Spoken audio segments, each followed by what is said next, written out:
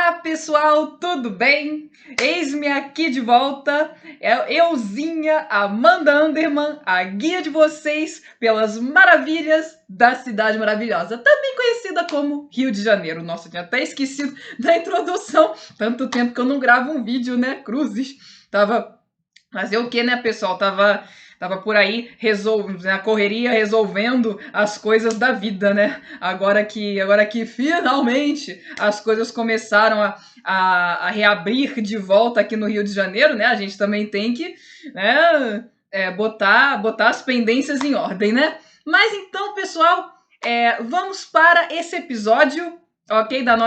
Dos nossos vídeos aqui do canal. Como vocês já devem desconfiar pelo próprio título do vídeo, este episódio se chama Hidratando o Rio de Janeiro. Porque, afinal de contas, né, pessoal, toda aquela fundação, expulsão dos franceses, depois construção, depois ainda tem que vigiar para ver se não vem invasores. Aquilo ali dá uma sede. Aliás, por sinal, vou até beber um golinho aqui da minha aguinha, né? E pessoal, olha só, até manchou de batom, que coisa, né? Pessoal, apesar de ser nude, né? Pessoal, aqui, para quem ainda tá aí traumatizado com aquela quizumba toda que teve da água da SEDAI, né, no início desse ano e, e tudo mais, podem ficar sossegados, viu, pessoal? Olha aqui, ó, transparentinha, inclusive eu botei num copo de vidro de propósito. Isso aqui é mancha do meu batom, tá? Então, aqui, ó, transparentinha pra vocês verem. Vou até tirar minha mão, ó. Inclusive eu trouxe uma taça de vidro de propósito, porque aí é transparente, ó. E incolor, como tem que ser, tá? E vou beber mais uma vez para vocês verem, tá? Que não tem nada nesse momento, ó. Dessa vez eu até bebi com vontade, com mais vontade, né? Fui com mais sede ao copo.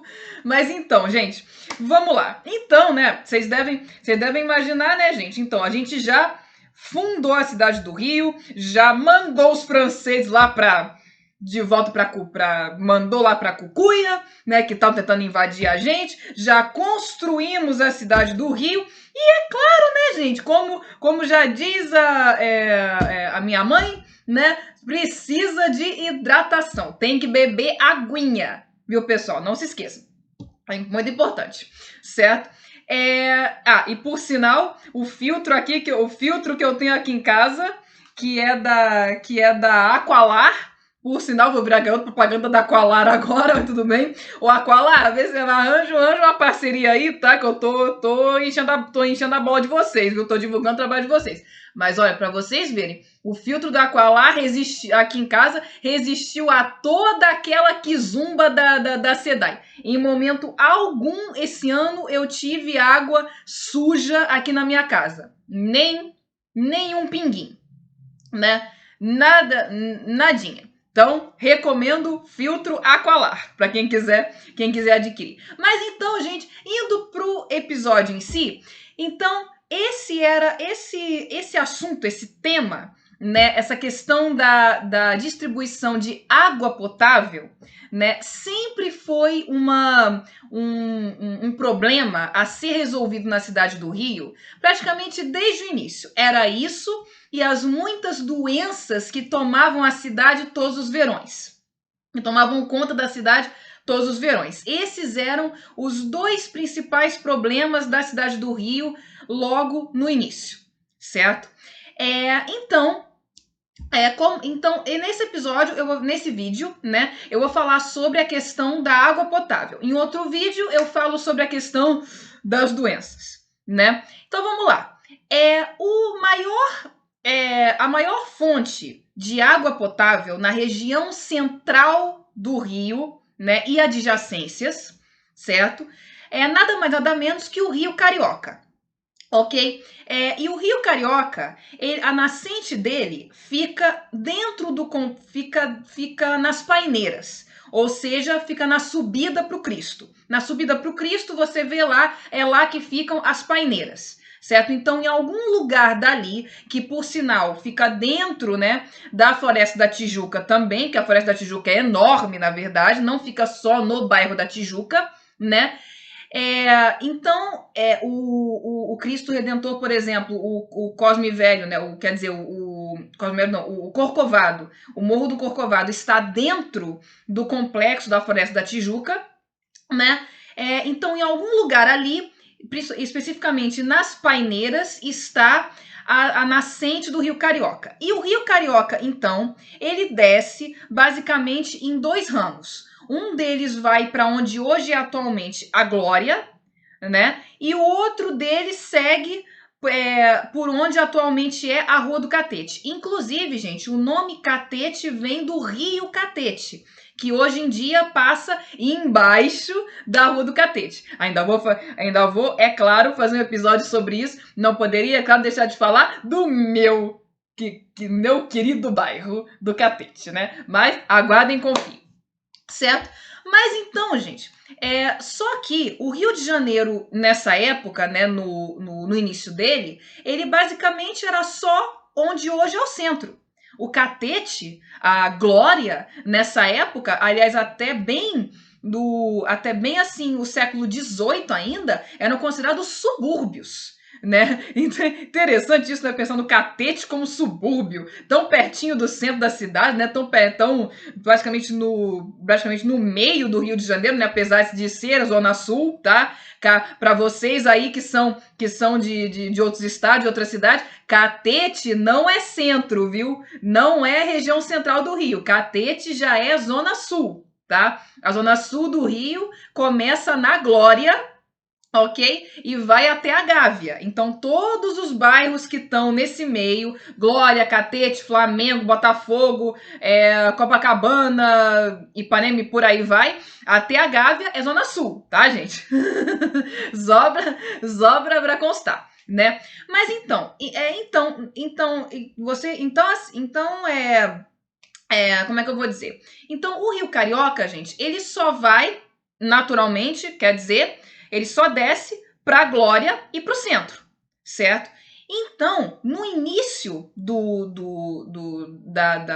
da construção do Rio de Janeiro, a maioria das pessoas tinha que efetivamente subir o morro, né? No caso, o morro ou de Santa Teresa, ou o Morro Santo Amaro, né? Ou pelo Morro Santo Amaro, né? Ou mesmo o morro do Cosme Velho, do Corcovado, para pegar água e descer. Era literalmente como diz aquele samba, salvo engano, que composto pelo Erivelto Martins, lata d'água na cabeça, lá vai Maria, lá vai Maria. Então, isso aí era literalmente o dia a dia das pessoas no início da construção do Rio de Janeiro, da cidade do Rio de Janeiro. Imaginem vocês, né? Então, é claro e isso, detalhe, até o final do século XVII, tá?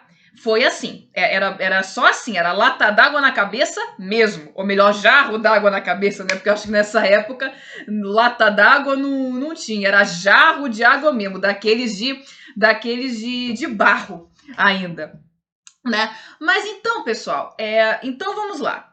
Se fôssemos fazer um tour com esse tema, certo? Que, claro, esse é o tema dos nossos vídeos, né? Tours virtuais e imaginários, né? Então, se fôssemos fazer um tour, e vou dizer para vocês, viu? O tour de hoje, se fosse presencial, não seria para os fracos, viu? Seria um longo pedaço a pé. Então, se fosse assim presencial, eu diria o seguinte: preparem os tênis, os sapatos confortáveis, né? E principalmente a aguinha. Né? Claro que não tragam numa taça de vidro, tá, pessoal? Vocês trariam, né, nas suas garrafinhas, né, efetivamente, tal. Por favor, não vão andar na rua em lugar nenhum aqui com uma dessa, né, pelo amor de Deus. Não é nada prático. Então, gente, nós começaríamos o nosso tour de hoje. Vou pegar aqui o meu tablet, velho de guerra, tava com saudade dele. Então, aí nós começaríamos o nosso tour de hoje, deixa eu ver, por aqui.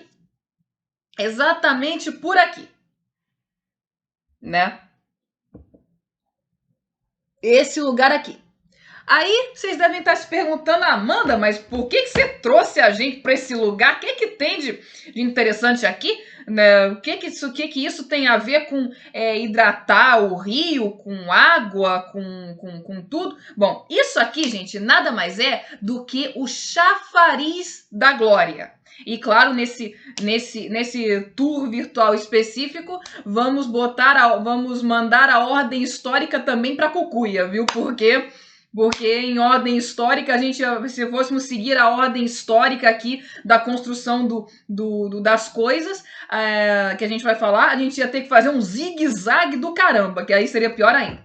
Então pessoal, esse é o chafariz da glória atualmente, certo? E o chafariz da glória, antigamente, no tempo que ele foi construído, era esse aqui. Ok? Então vocês podem ver por essa foto, gente, já logo de cara, o chafariz está aqui entre as duas casas, com um monte de gente tá aqui, ó, que vocês podem ver aí. Então, como vocês podem ver, gente, esse chafariz, ele fica na encosta do morro.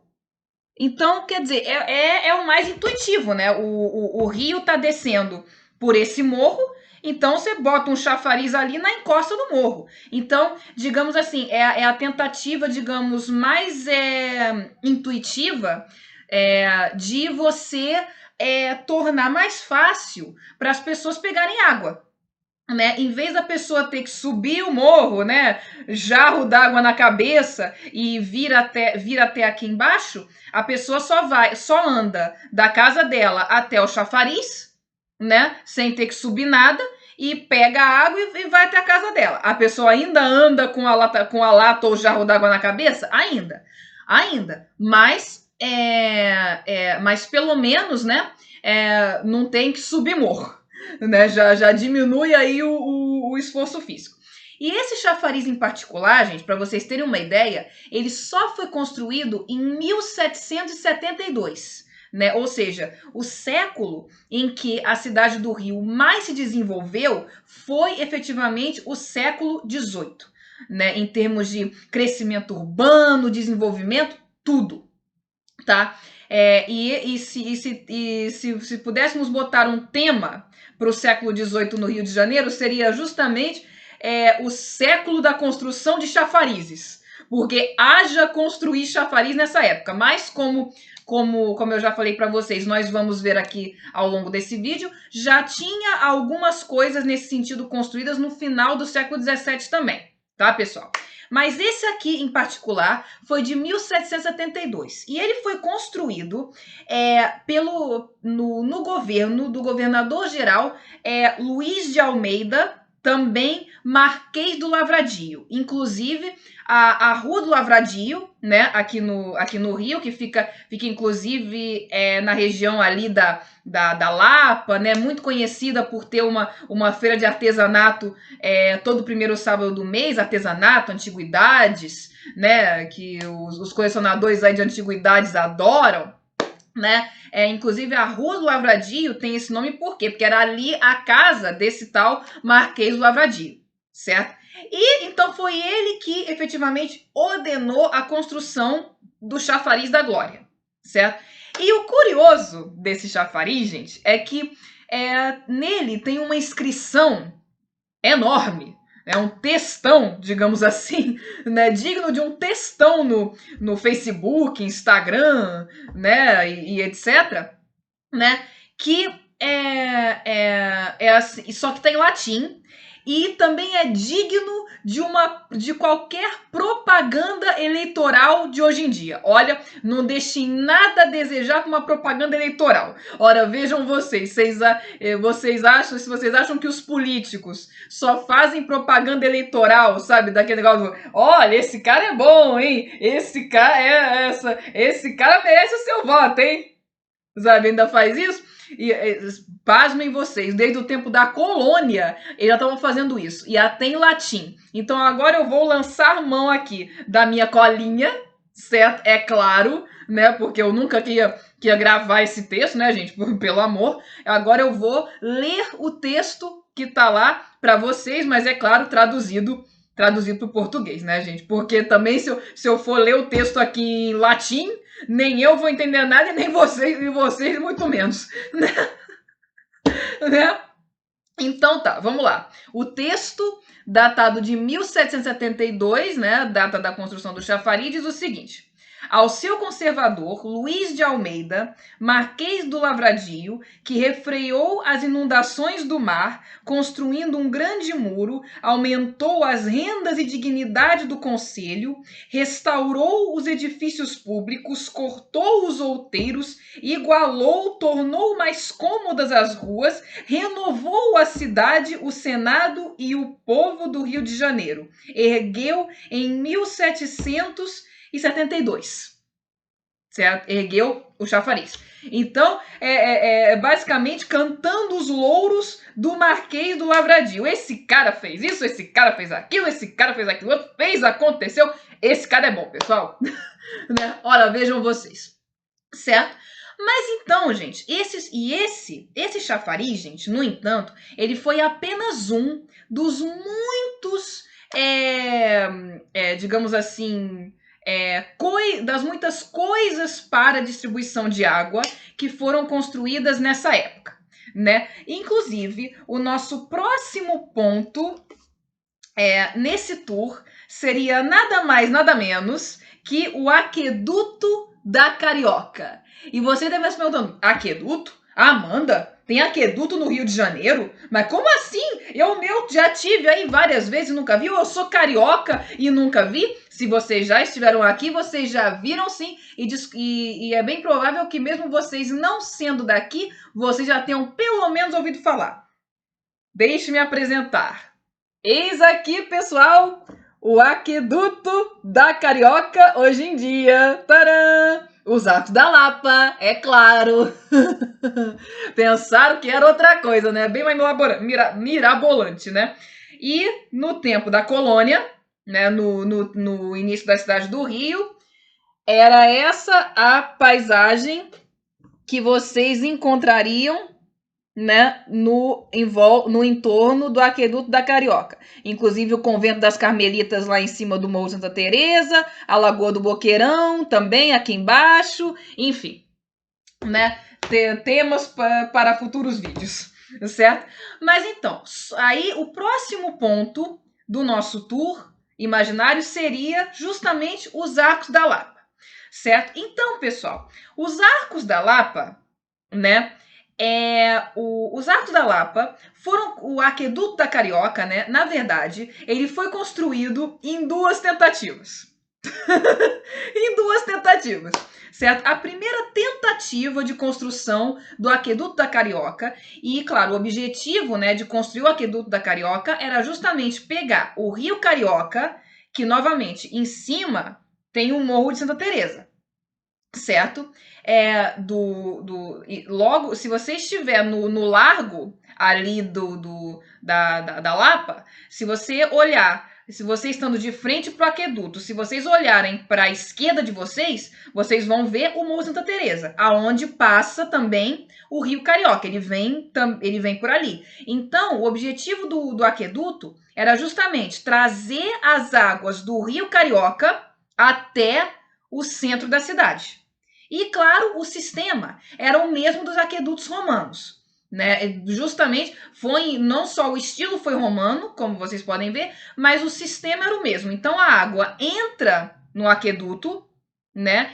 E o aqueduto, ele tem uma inclinação, todos os aquedutos são assim, desde a Aqua Cláudia, né? Já no Império Romano, o aqueduto tem uma inclinação, e com essa inclinação, a água segue essas coisas assim, né? Vai caindo até que chega no chafariz, no determinado chafariz, onde as pessoas então podem pegar água. Então, basicamente, você está desviando o curso de um rio, para o rio chegar até você.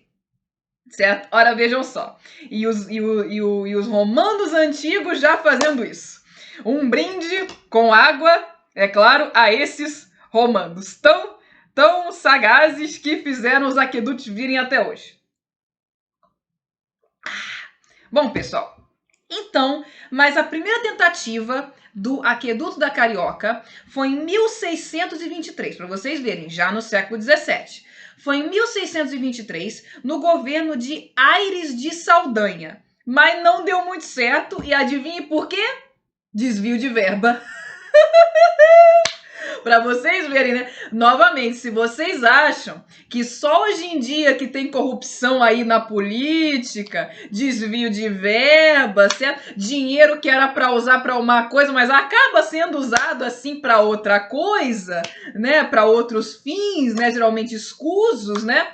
Pasmem vocês ou não, né? Desde o tempo da colônia já era assim. Ora, vejam vocês, né? Mas então, gente, aí depois, então, houve a segunda tentativa, o segundo aqueduto, digamos assim, né? Que foi construído em que a sua construção durou de 1744 até 1750, no governo de Gomes Freire, o Conde de Bobadela, certo? Então, aí sim, o aqueduto foi construído para alegria de todos e felicidade geral da cidade do Rio de Janeiro. ou devo dizer, né, da muito leal e heróica cidade de São Sebastião do Rio de Janeiro. Né, pessoal? Nome todo da cidade, lembram-se? Então,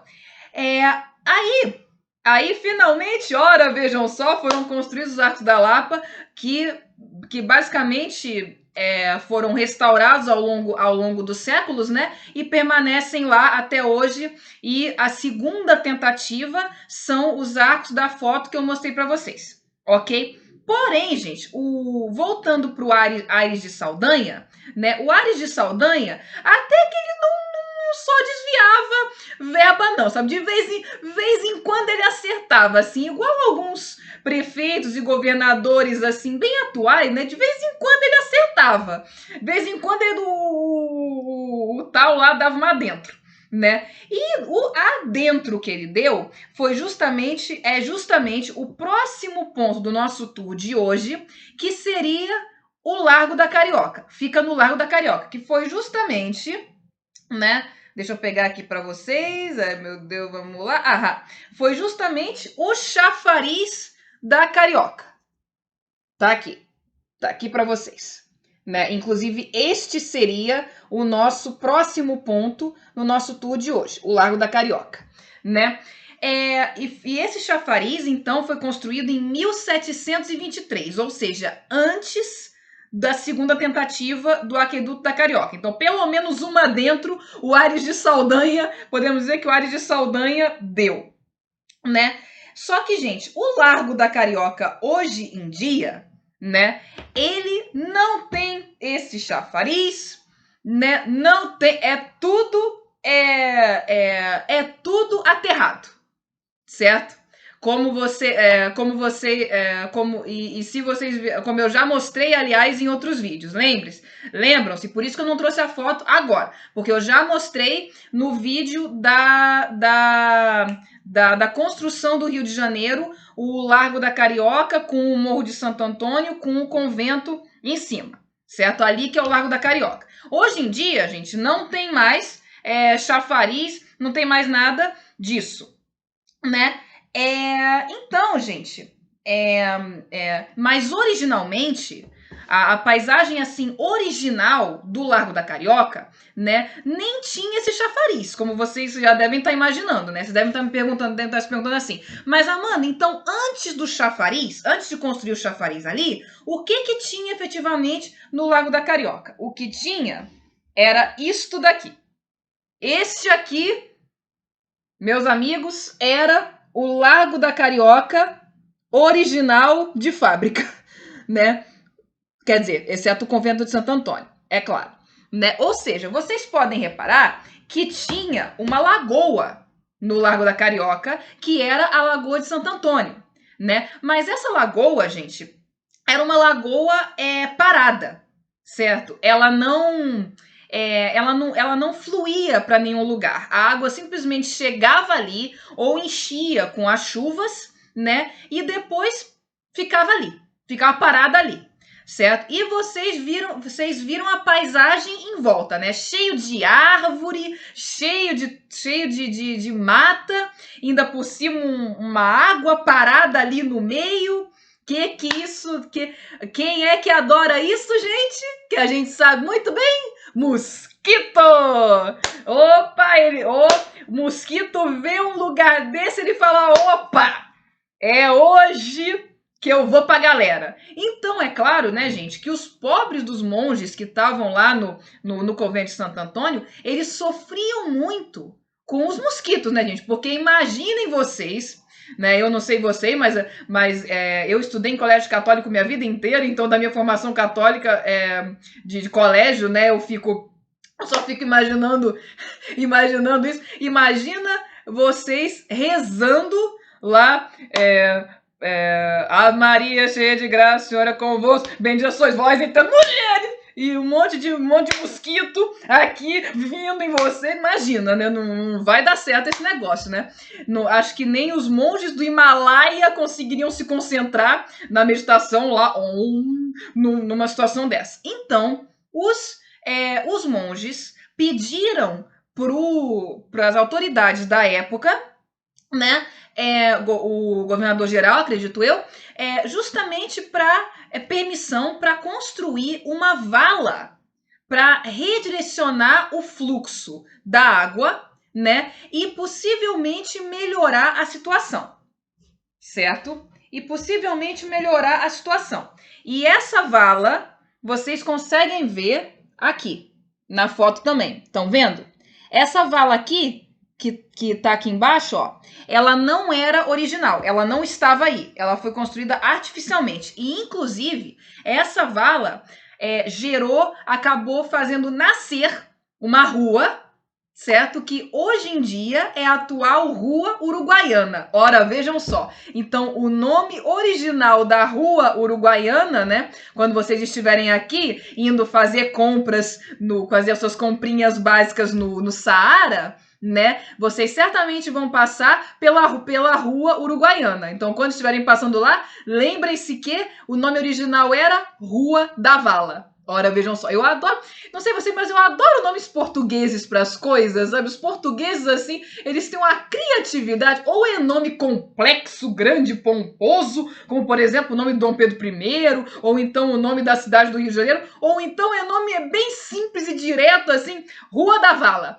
Rua da Padaria, Beco dos Barbeiros, por exemplo. Tem uma rua aqui no Rio, inclusive, que chama Beco dos Barbeiros. Para vocês verem, é uma coisa assim, simples e direta. Adogo, né?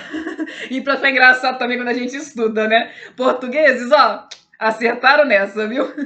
Mas então, então, mas essa Rua da Vala, que era uma vala a céu aberto mesmo, acabou sendo só mais um aditivo para a insalubridade, né? Pessoas lavavam roupa ali e acabava ficando suja, água, né? Tudo mais, e acabava que não servia para muita coisa. Então eles resolveram aterrar essa vala e ainda por cima fazer um cano, né, puxando a água para o mar, certo? E esse cano, né, ele também gerou uma outra rua, que adivinha qual era o nome? Rua do Cano, exatamente. Se disseram Rua do Cano, adivinharam. Então, basicamente, imaginem vocês dando orientações para alguém. Você vai pela Rua da Vala e depois você dobra ali na esquina da Rua do Cano. Imaginem isso, gente. A vida devia ser muito engraçada. Jesus amado. Mas enfim. Então, gente, a Rua do Cano nada mais é do que a atual 7 de setembro. E indo pela 7 de setembro, vamos cair aonde? Sim, nós iríamos andar pela 7 de setembro no nosso tour de hoje, é claro. Aí cairíamos aonde? Na Praça 15. Sim, aonde temos, é claro, o chafariz do Mestre Valentim, certo? Mas antes do chafariz, mas antes, é claro, né, do chafariz do Mestre Valentim, né, que é esse daqui, né? Esse aqui, pessoal, é o chafariz do Mestre Valentim, que está na Praça 15, tá? E é interessante notar que hoje em dia ele fica no meio da praça, mas originalmente era aqui que terminava a terra, inclusive. Então, depois dele, já era água do mar. Já era água do mar, ok? É muito interessante de notar isso. Então, gente, antes do chafariz do Mestre Valentim, né, que foi construído. Vamos a minha colinha de novo, sim. Hoje eu estou colando, viu, pessoal? Não reparem, tá? Eu estou com a minha colinha aqui para ver as datas, certo? Então, antes do chafariz do Mestre Valentim, o primeiro chafariz a ser construído no Largo do Paço, né, foi construído em 1747 e era este daqui. Opa! Opa, lá vai o tablet me trollando. Tablet, vamos lá, aguenta mais um pouquinho. Tá aqui, ó, que vocês podem ver aqui no canto direito da foto, tá? Esse chafarizinho, que foi o primeiro a ser construído. E depois, em 1789, é que o mestre arquiteto Valentim da Fonseca construiu esse outro chafariz, que foi o primeiro que eu mostrei para vocês. Caso vocês estejam um pouco confusos, né? É esse daqui, certo? Caso vocês estejam um pouquinho confusos, é esse daqui, lembram-se? Então, gente, foi construído pelo arquiteto Valentim da Fonseca. Então, quem era esse cara? Quem é, afinal, esse Valentim da Fonseca? Valentim da Fonseca era filho de um português e uma escrava, certo? E por conta do pai dele, dos recursos do pai dele, que o pai dele era bastante, né, endinheirado, ele teve a oportunidade de estudar arquitetura na Europa. Então ele foi responsável por muitas das construções no Rio Setecentista. Entre elas, né, o chafariz do Mestre Valentim, e outra delas, por exemplo, é o passeio público. Também tema de futuros vídeos, certo? E justamente o motivo e vocês podem reparar, né, gente, que o primeiro chafariz ele foi feito bem no meio da praça, justamente. Mas esse outro chafariz ele foi feito mais próximo de onde era a água do mar. E por que isso? Por causa da demanda dos barcos, né, que chegavam, porque esse chafariz também abastecia os barcos com água potável, né? Então, justamente depois desse chafariz ter sido construído, então, eles procederam a ligar a Rua da Vala, a vala, né, da Rua da Vala, com o cano da Rua do Cano, com esse chafariz. Então, então com esse sistema, né, o pessoal que morava no Largo da Carioca recebia água do aqueduto da Carioca, vinda do Morro de Santa Teresa, que eles pegavam no chafariz da Carioca. E o pessoal que morava no entorno do Largo do Paço pegava água no chafariz no chafariz do Mestre Valentim, que recebia a água vinda da vala pelo cano até o chafariz. Vejam só, né, pessoal? E assim é que a população do Rio de Janeiro conseguia, afinal de contas, beber uma aguinha, certo? Vamos lá de novo, né? Nunca é demais. Né? Então, pessoal, esse foi o nosso vídeo de hoje sobre como, afinal, o Rio de Janeiro conseguiu ter aguinha potável, ok? Então, pessoal, não se esqueçam, se vocês gostaram do vídeo, por favor, se inscrevam no canal, divulguem o canal para que outros possam se inscrever, né, se vocês forem novos no canal. E também se vocês forem novos no canal, desculpem, esqueci de falar isso no início do vídeo, né, tava super empolgada com o tema do vídeo e tal, né. Por favor, vejam, assistam o vídeo de apresentação que está na playlist dos vídeos em português, para vocês saberem, afinal, quem é essa pessoa aqui, qual é o propósito desse canal e etc. Caso estejam se perguntando, né? Se não, tudo bem, assistam então já os outros vídeos de conteúdo do canal, que além desse já tem 2. Então, vejo vocês no próximo vídeo, pessoal. Tchauzinho!